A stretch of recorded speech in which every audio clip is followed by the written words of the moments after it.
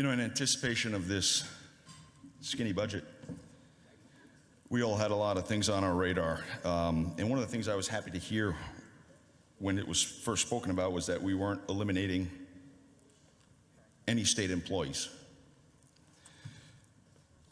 So I was surprised to learn that actually we were eliminating 4 from DCYF. And that concerned me greatly. So I've prepared an amendment that I would like to introduce at your pleasure, Madam Speaker. Now is the time. The LC number is 40. It's either 28 or 25, I can't see, -7. If anybody has the right answer on that, just holler it out. 8. Okay, so 4028-7. Okay, that's, it's Whip Chippendale, correct? You can call me whatever. Okay, whatever. Whip Chippendale moves amendment LC 004028/7. That is seconded by Leader Filippi, Representative Place, Representative Narjone, Representative Newberry, and Representative Roberts. Any other seconds? Okay, proceed. Thank you, Speaker. Those who were here for our last regular budget, the 19/20 FY budget, will recall that there was an amendment added to add 26 FTEs, full-time equivalent employees, to the DCYF. This amendment seeks to address not just the 4 that are eliminated in this budget, but the 21 that were eliminated when we debated this in our last budget. We proposed to add 26 at that time, which failed. The Republicans proposed that. And that amendment failed on the floor. And then 10 days after the budget, the governor declared that there was a need for 21 more full-time employees at DCYF, but regrettably, we didn't have the funding for it. So she created 21 more FTEs over at DCYF. Coincidentally, we had another amendment for accreditation, but in just a sheer coincidence, Rep. Marzakowski had an identical amendment that would force us to seek accreditation per our own laws. Only the Democrat amendment that did pass allocated $500,000 for accreditation. And why is that important? It's important because we just learned that before the accreditation process started, we engaged the firm. They took a look at our setup for free. They said, let us look at it for you. And right off the bat, they gave us a report. Right off the bat, they said, well, you guys are 90 full-time equivalents short of being considered, and the professional development of more than half of your supervisory staff is not where it needs to be, so we advise you not seek accreditation, which we did not. So in my estimation, there's $500,000 that was allocated for that purpose that has not yet been spent, and I'm sure it has been spent, but it was allocated for that purpose and not spent.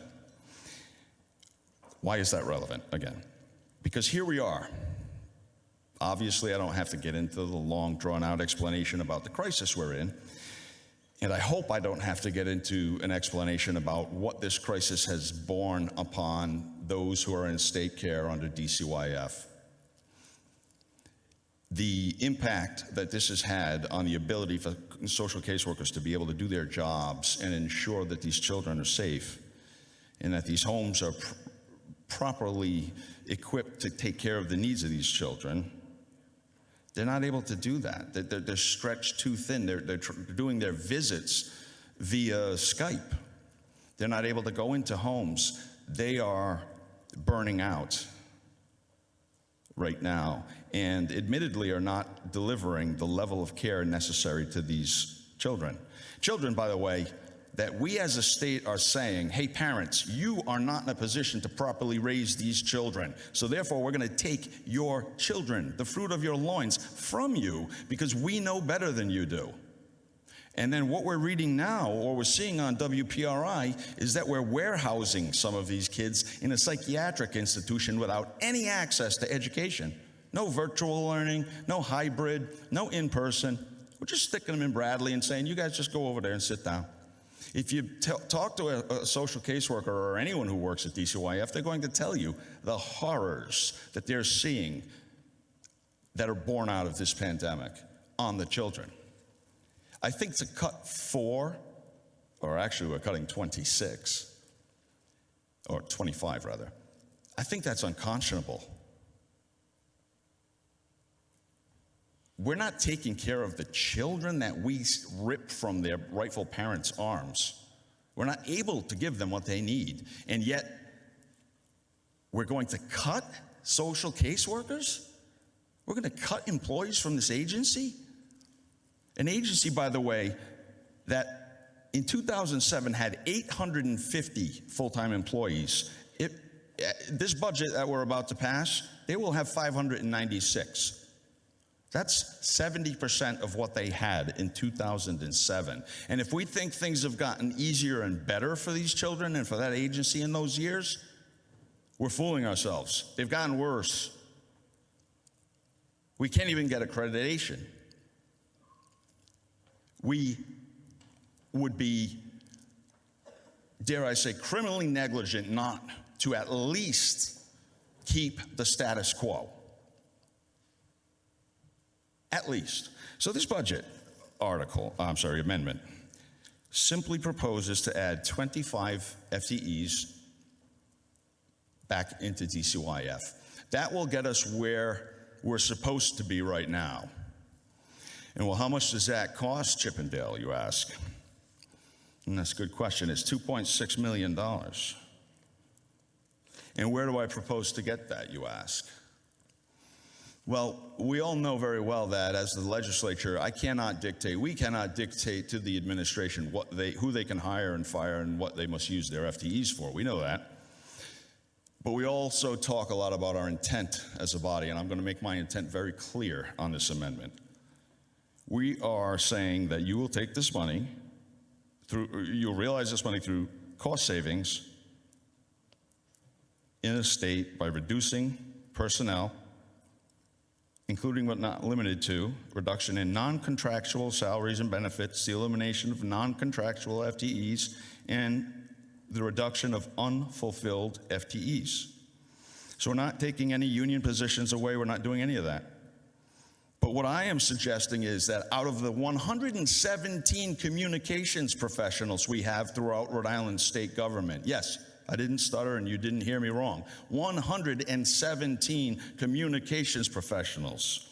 Of the $48.5 million in raises that we're giving out in the middle of a once-in-a-century pandemic that is destroying our economy, of that money, can we not find $2.6 million to at least stop the bleeding or stem the bleeding from getting worse? Because straight from their mouths at DCYF, the loss of these 4 employees will be the straw that breaks that agency's back. And I can't put my head on the pillow knowing that there are kids warehoused in a mental institution who don't belong there and they're not being educated. I can't reflect on my time and oversight of reading the Child Advocate's report of dead children in bathtubs in houses where they've been overcrowded with foster children and not checked on because we didn't have the employees to do it. With good conscience, I can't do that. If we collectively as a body have a conscience, we can't do that. This is not a big ask. $2.6 million to do the right thing for the children that we rip out of the arms of parents because we know better. Remember, that's why we're doing this, because we know better and they can't take care of them. But we kill them in bathtubs instead. Please pass this amendment.